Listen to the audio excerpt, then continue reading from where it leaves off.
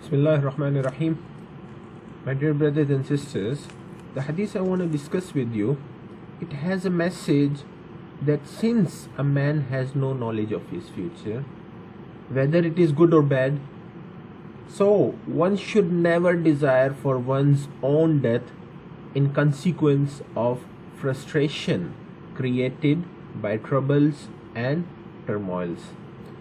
So coming towards the hadith, so as narrated by Anas radiallahu anh, Allah's Messenger sallallahu alaihi wasallam said, no one must long for death because of any misfortune which befalls him.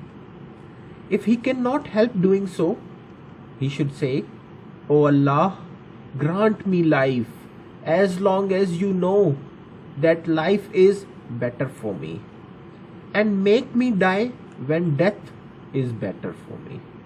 So this is a hadith taken by the books of Al-Bukhari and Muslim, and it is written as the 40th hadith in the book of Riyadus Salihin. So may Allah bless every one of us and correct us if and where we are wrong. Jazakallahu khairan. Assalamu alaikum warahmatullahi wabarakatuh.